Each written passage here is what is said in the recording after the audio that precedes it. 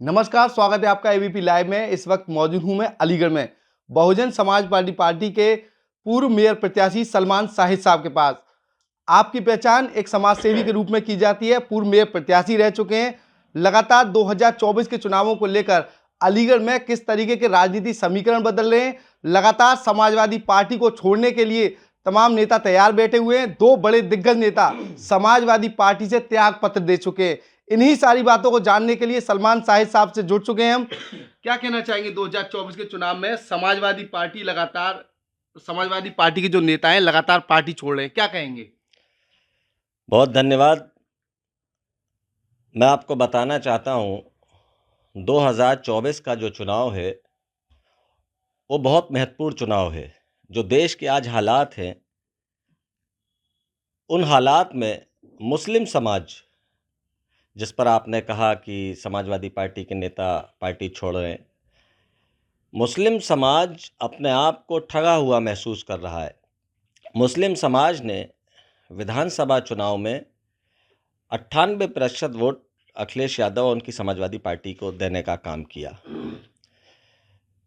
अखिलेश यादव जी ने सभी दलों के नेताओं को झूठे प्रलोभन देकर अपने दल में शामिल किया और उन्होंने बोलती हुई आवाज़ों को और मुस्लिम क़यादत को कत्ल करने का काम किया। चूँकि वो नेता गलत बन गए, उनको वैज्ञानिक होना चाहिए था। आज जो उत्तर प्रदेश से लेकर पूरे देश में इंडिया गठबंधन के खिलाफ जो माहौल बना, वो भी अखिलेश यादव की देन है। उत्तर प्रदेश में और देश में वो एक क्षेत्रीय पार्टी की भूमिका में है और राष्ट्रीय पार्टियों की भूमिका तय करना चाहते हैं। दूसरे दलों के प्रत्याशी वो तय करना चाहते हैं, दूसरे दलों की सीटें वो तय करना चाहते हैं, दूसरे दलों को कितनी सीटें मिलेंगी, कौन दल गठबंधन में रहेगा, कौन नहीं रहेगा, ये वो तय करना चाहते हैं। राजनीति में बड़बोलापन बहुत नुकसानदायक होता है और 2024 के चुनाव में मुस्लिम समाज उनके धोखे को सूद समेत वापस करने का काम करेगा। जिस उम्मीद के साथ समाज ने उनको वोट दिया था, वो उसकी लड़ाई नहीं लड़ पाए और आज उत्तर प्रदेश के मुसलमान की दुर्दशा के जिम्मेदार सिर्फ और सिर्फ अखिलेश यादव हैं। उत्तर प्रदेश का मुसलमान दलित मुस्लिम गठजोड़ की तरफ देख रहा है। सर्व समाज की नेता बहन आदरणीय कुमारी मायावती जी, जो इस देश की सबसे बड़ी दलित नेता हैं, यदि इंडिया गठबंधन बहन जी को अपना चेहरा बनाता, इंडिया गठबंधन बहन जी के नेतृत्व में चुनाव लड़ता, तो जो भारतीय जनता पार्टी और मोदी का नारा है अब की बार 400 पार, इसको बहुजन समाज पार्टी और बहन जी चरितार्थ करने का काम करती।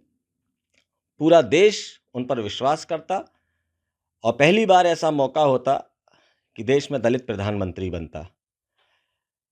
चूंकि ये कहीं ना कहीं सब अव्यवस्थित हो गया, लेकिन बहुजन समाज पार्टी एक कैडर बेस्ड पार्टी है। 24 घंटे 365 दिन चुनाव मोड में रहती है।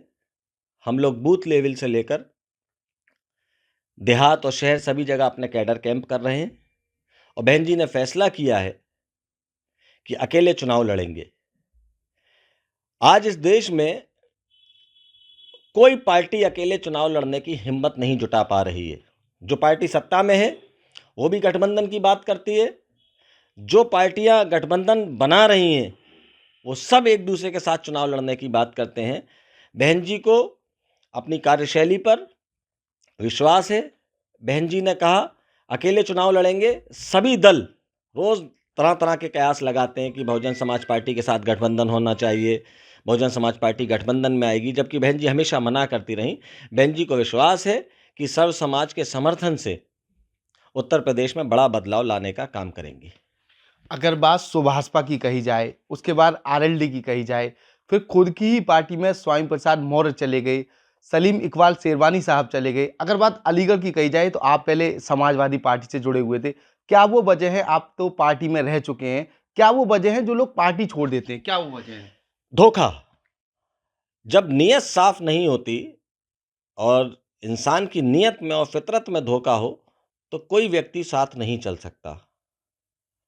जब मैंने पार्टी छोड़ी थी तो मैंने अखिलेश जी से पूछा था कि बताइए, पूरे देश में किसी समाजवादी ने बिना किसी सदन का सदस्य रहते हुए जनहित के काम अपनी जेब से किए हों और उन कामों को समाजवादी पार्टी के नाम कर दिया हो, किसी विधायक ने अपनी निधि से भी एम्बुलेंस से चलाई हो, प्यूरिफाई वाटर कूलर लगवाए हों, इलाज कराए हों, कोविड में लोगों को सरकारी निधि से लोग वेंटिलेटर और दवाएं नहीं दे पाए, मैंने लोगों के साथ चलने का काम किया, उनकी मदद करने का काम किया। तो मेरी बात से वो निरुत्तर थे।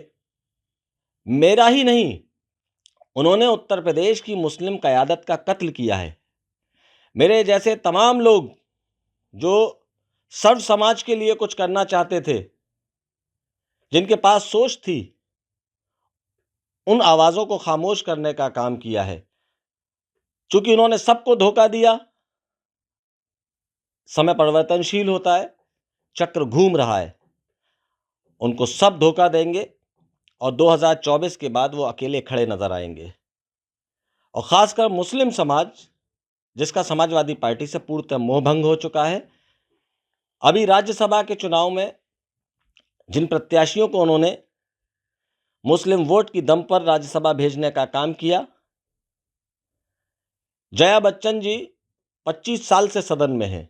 उन्होंने आज तक किसान, नौजवान, बेरोजगार, अल्पसंख्यक, दलित, पिछड़ा किसी के पक्ष में सदन में आवाज़ उठाई हो, किसी आंदोलन में सक्रिय रही हो, किसी की कोई मदद की हो, किसी के लिए दो लफ्ज़ बोले हों, किसी के साथ सहानुभूति उन्होंने की हो।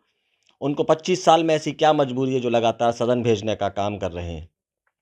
2024 के चुनाव नज़दीक हैं, आरएलडी भाजपा में चली गई, तो अलीगढ़ की सीट को लेकर किस तरीके का रुख रहेगा? बहुजन समाजवादी पार्टी जो है लंबे समय से यहाँ वर्चस्व में रही है, मेयर भी रहे हैं यहाँ के, तो क्या कुछ लगता है आपको 2024 के चुनाव में? देखिए, बहुजन समाज पार्टी का यहाँ से सांसद भी रहा, महापौर भी रहा, और बहुजन समाज पार्टी महापौर के चुनाव में हमेशा दूसरे नंबर पर रही।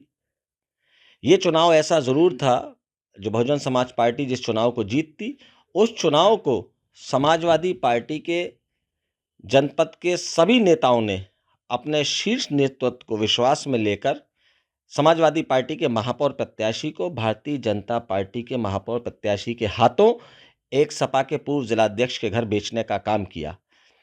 अखिलेश यादव पूरे उत्तर प्रदेश में सिर्फ 2 जगह चुनाव प्रचार करने गए, जो सीटें बहुजन समाज पार्टी जीत रही थी, सहारनपुर और अलीगढ़।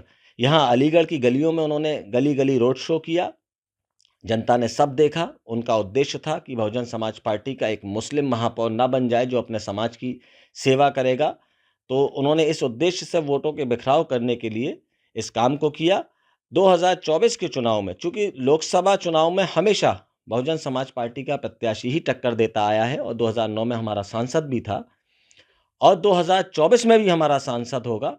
समय आने दीजिए, सारी चीज़ें आपके सामने होंगी, और बहुजन समाज पार्टी बहुत मजबूती से लोकसभा चुनाव लड़ने जा रही है और परिवर्तन देखने को मिलेगा। क्या लगता है 2024 के चुनाव में जो फाइट होने वाली है, वो कौन सी पार्टी रहेगी? आपकी पार्टी रहेगी या फिर कौन सी पार्टी रहेगी? देखिए, वोट बैंक अगर बात की जाए तो बहुजन समाज पार्टी के पास अपना कैडर वोट है, जिसके पीछे सभी दल टकटकी बांधकर देख रहे हैं। कौन सी ऐसी पार्टी है जिसने हिम्मत जुटाई हो कि हम अकेले चुनाव लड़ेंगे बहन जी के अलावा? चूँकि बहन जी को अपने वोटर्स पर विश्वास है। बहन जी के वोटर्स के साथ मुस्लिम समाज भारतीय जनता पार्टी के खिलाफ अगर मतदान करेगा तो परिवर्तन देखने को मिलेगा। टक्कर देने की क्षमता सिर्फ बहुजन समाज पार्टी में है। किससे रहेगी टक्कर आपकी? जाहिर है, टक्कर तो जहां आज जो देश में माहौल बना है, चूँकि इस समय राजनीति मुद्दों पर नहीं हो रही, राजनीति बेरोजगारी पर नहीं हो रही, राजनीति जो है किसी चिकित्सा सुविधाओं पर नहीं हो रही, राजनीति जो है सिर्फ और सिर्फ धर्म के नाम पर हो रही है। पूरे देश में जो माहौल बनाया गया है वो आप लोगों से छिपा नहीं है। तो जाहिर बात है, इस समय जो है टक्कर भारतीय जनता पार्टी से और बहुजन समाज पार्टी के बीच होने जा रही है, और बहुजन समाज पार्टी भारतीय जनता पार्टी को कड़ी टक्कर देते हुए बड़ी संख्या में सांसद उत्तर प्रदेश से जीतने का काम करेगी। तो देखिए, ये थे सलमान शाहिद साहब। आप बसपा के पूर्व मेयर प्रत्याशी रह चुके हैं। अगर बात 2024 के लोकसभा चुनावों की कही जाए तो उनके द्वारा साफ तौर पर कहा गया है 2024 के लोकसभा चुनावों में बसपा की सीधी फाइट भारतीय जनता पार्टी से होगी। अब देखना ही होगा 2024 के मुकाबले में कौन सी पार्टी वर्चस्व में आएगी। एबीपी लाइव से खालिद अंसारी, अलीगढ़।